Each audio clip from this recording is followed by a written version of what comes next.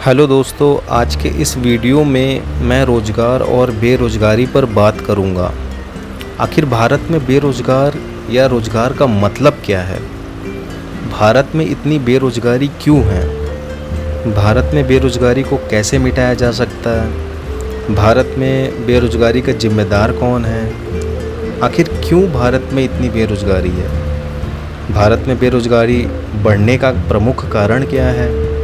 भारत में बेरोज़गारी की क्या परिभाषा है? आप किसे वास्तव में बेरोज़गार मानते हैं? तो इन्हीं सब बातों पर मैं अपनी बात रखूँगा। आप लोग कमेंट में बताना मेरी बातें सही हैं या फिर गलत। तो चलिए आगे बढ़ते हैं, ज़्यादा समय बर्बाद नहीं करूँगा क्योंकि धूप बहुत ज़्यादा है। तो पहला सवाल ये बनता है कि भारत में बेरोज़गार या रोज़गार का मतलब क्या है? देखो, मैं अपनी बात करूँ तो बेरोज़गार वो है जिसके पास काम नहीं है, अपना जीवन यापन के लिए पैसे नहीं हैं। रोज़गार का मतलब ये होता है पैसे कमाने का ज़रिया। अब दूसरी बात ये है कि रोज़गार देगा कौन? तो दोस्तों, भारत में रोज़गार की कमी नहीं है, ये मेरा मानना है। सबको अपनी अपनी योग्यता के हिसाब से जॉब मिल जाती है भारत में। सरकार किसी की भी हो, वो हमें सिर्फ नौकरी का अवसर देगी, उसे लेना हमारा ही काम है। अब 140 करोड़ की जनता वाला यह देश है। इस देश में सरकार की बस की बात नहीं है। सबको रोज़गार देना सरकार की बस की बात नहीं है। ये तो कॉमन सेंस की बात है। अब सरकार से ये उम्मीद करोगे कि वो हमें नौकरी दे, रोज़गार भत्ता दे और दुनिया भर की चीज़ें दे, तो कोई मतलब नहीं है। देश तो यहीं रहेगा, लेकिन इसकी उम्मीद करोगे तो हम पता नहीं कहाँ चले जाएंगे, इसका कुछ पता नहीं है। क्योंकि भारत देश में कंपटीशन बहुत ही हाई लेवल पे है। चीज़ें यहाँ पे छीननी पड़ती हैं। एक टाइम ऐसा आएगा जब घर वाले ही हमारा साथ छोड़ देंगे। ठीक है, ये तो डिपेंड करता है। एक सरकार आपको पैसा दे रही है, सब कुछ दे रही है, मतलब नाकाम बना देगी। और जब दूसरी सरकार आएगी तो उससे रोज़गार मांगोगे, तो सरकार कहने का मतलब है कि वो लॉलीपॉप देगी, हम ही को जीना है, मरना है, कटना है। उनका सब सिस्टम सेट है भाई। उनसे उम्मीद मत करो। खुद से अपने अंदर टैलेंट स्किल पैदा करना है और रोज़गार लेना है। क्योंकि किसी को अच्छी जॉब मिल रही है, किसी को नीचे जॉब मिल रही है, वो डिपेंड भी करता है कि हम कितने एजुकेटेड हैं, हमारे अंदर क्या स्किल या क्या टैलेंट है, उस पर भी डिपेंड करता है। तो ऐसे रोने से काम नहीं चलेगा, ऐसा मेरा मानना है। ठीक है, दूसरा सवाल ये है कि भारत में इतनी बेरोज़गारी क्यों है?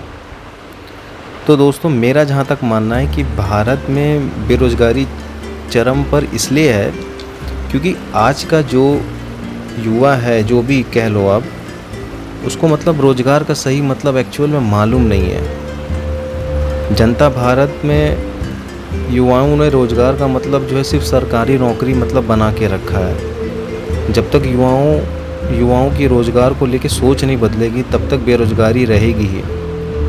कहने का मतलब है कि भाई स्किल्ड बना लो, घर से बाहर निकलो, एक बार नया कुछ सोचो, नया करो, अपने स्किल पर इतनी मेहनत करो कि आपको नौकरी मिलेगी ही मिलेगी।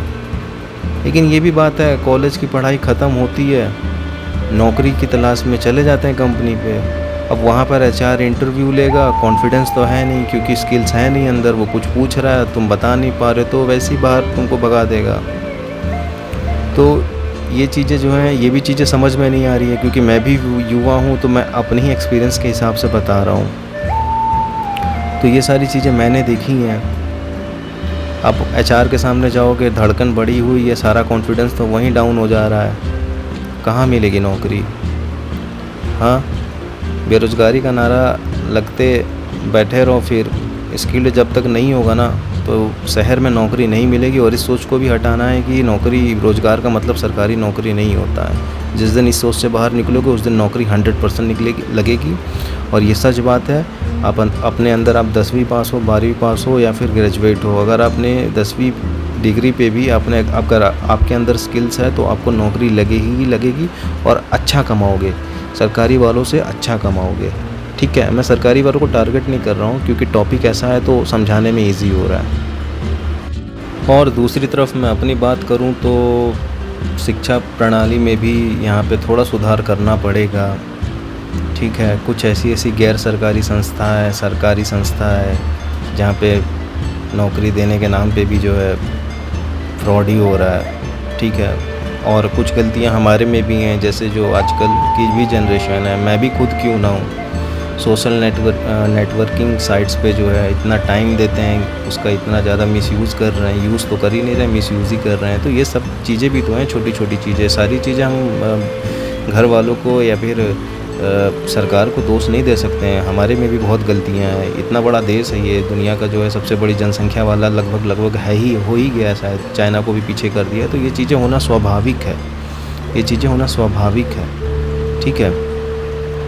खासकर जब आपके सर पे पहले ही मुग़ल शासक रहे हों, फिर अंग्रेज़ रहे हों, फिर आज़ादी के नाम पे एक ऐसा लोकतंत्र जिसमें बस शासक तो बदल गए, पहले गैर थे अब अपने हो गए। तो ये सब चीज़ें हमको ही मतलब ये चीज़ें फ़ेस करना पड़ेगा। हमारे माँ बाप तो फ़ेस करके गए, अब उनकी उम्र हो गई है, और ये जो सरकार में नेता वेता बैठे हैं, इन लोग का कोई काम नहीं है। ये लोग एक दिन भी बनेंगे तो इनकी पेंशन बन रही है, पीछे जाएंगे हम।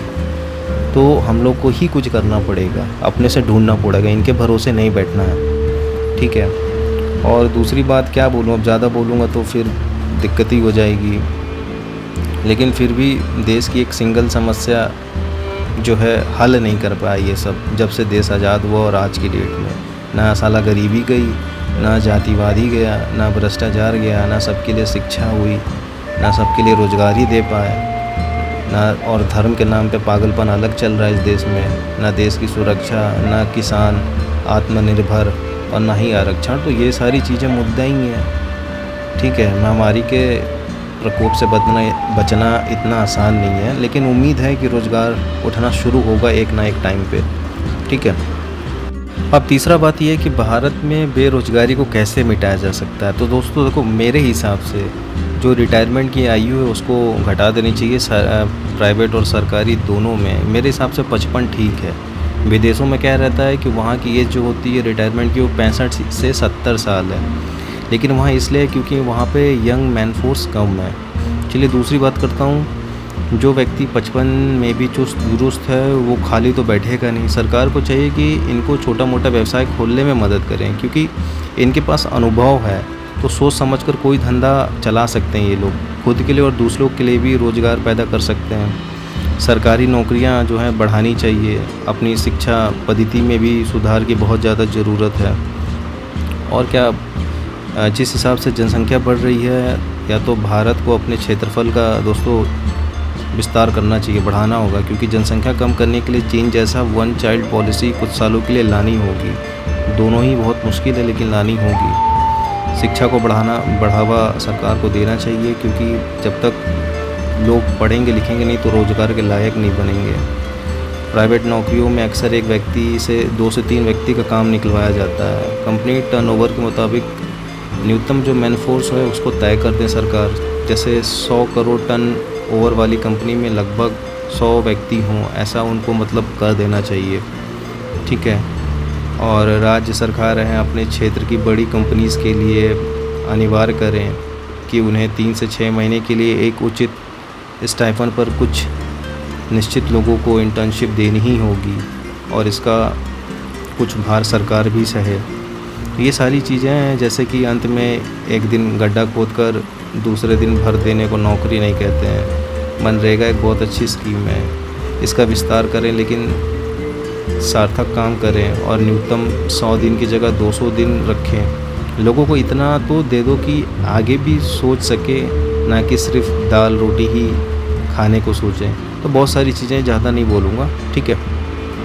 तो दोस्तों अगले पे बात करूँ तो भारत में बेरोज़गारी का जिम्मेदार कौन है। तो मेरे हिसाब से हमारी व्यवस्था और जनसंख्या, ये मुझे लगता है कि ये बेरोज़गारी की जिम्मेदार है। आप लोग कमेंट में बताइएगा कौन है।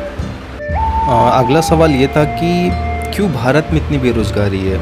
तो दोस्तों इसका मैं अगर एक लाइन में जवाब दूं तो भारत देश में रोज़गार सिर्फ सरकारी नौकरी को ही समझा जाता है, ऐसा मेरा मानना है, ठीक है। खुद से कोई रोज़गार उद्योग करने वाले को समाज में मतलब वो इज्जत नहीं मिलती है, जो एक नॉर्मल ग्रुप में भी जो सरकारी नौकरी कर रहा है, अगर ग्रुप डी में भी है तो उसको जो इज़्ज़त मिलती है वो नॉर्मल उद्योग करने वाले को नहीं मिलती है। तो अगर मैं सच में बोलूँ ना, सीरियस बोलूँ, तो लोग ना यहाँ पे दिमाग से बेरोज़गार हैं, ठीक है। कमेंट में आप बताइएगा सही बोल रहे हो या गलत। और दूसरा कारण जनसंख्या भी है।